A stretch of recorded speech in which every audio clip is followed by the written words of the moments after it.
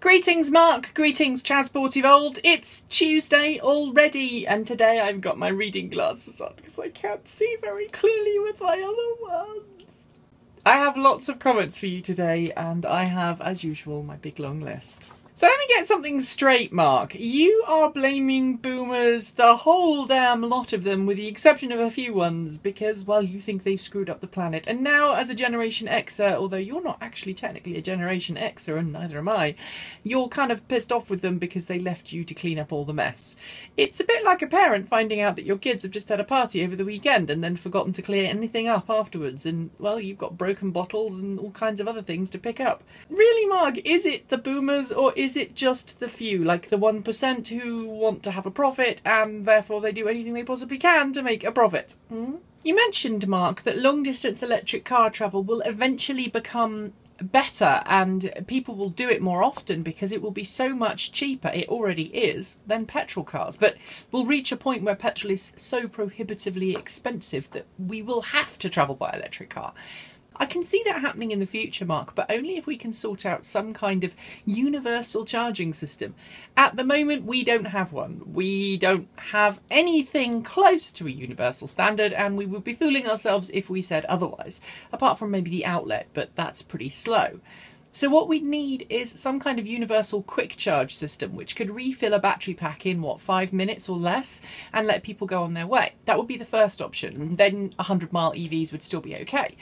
The alternative would be to have this 200-300 mile model that Tesla's chosen, and then you'd have the Tesla superchargers everywhere along the route, which Tesla has obviously already done.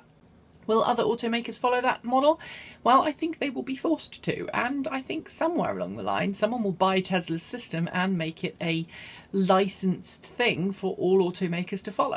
We had some fantastic comments yesterday to your video, Mark, and one of them was from the Libertarian Samurai, who really rather nicely put the fact that we currently give masses and masses of tax cuts and subsidies to the oil and gas industry, and if we cut those out and we stop doing that, then actually electric cars would become a bit of a no-brainer and we wouldn't need to subsidise charging stations because everyone would see that they were so economically superior to anything else. As some people have noticed in the comments to your video from yesterday, Mark, gearing only adds extra friction and extra inefficiencies in the drivetrain. In recent years, electric cars haven't included gears, but I've owned electric cars before that do have gears. And actually, for the most part, I drove it in 1 or 2 gears. Only when performing, really fast starts from the lights or cruising at high speed did I need to drop a gear. And I would argue that perhaps a better solution would be to lighten the vehicles themselves, make them more aerodynamic, and perhaps improve battery pack chemistries. If we can make battery packs go further for less, then we can improve the efficiencies and the performance of our electric cars. But what do I want to talk to you about today, Mark? I want to talk to you about plug-in hybrids. And what is it with people and plug-in hybrids? Last Friday, as you know, I was in Germany test driving the Volkswagen Golf GTE plug-in hybrid. Unfortunately, I was only able to test the prototype version as opposed to the e-Golf, which I got to drive the production version of.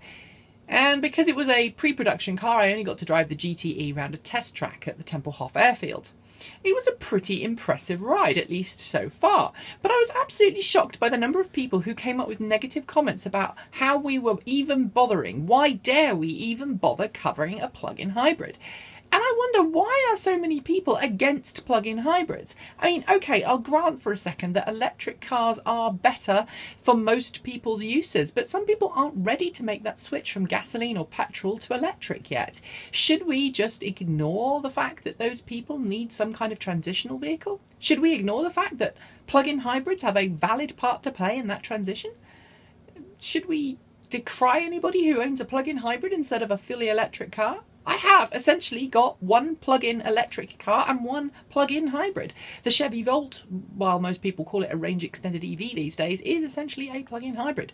Drive more than 40 miles and you will start burning the dino juice. Does that make me a bad person? Does that make the car a fake EV? Does it mean that the car shouldn't be allowed to have the same perks and privileges as fully electric cars?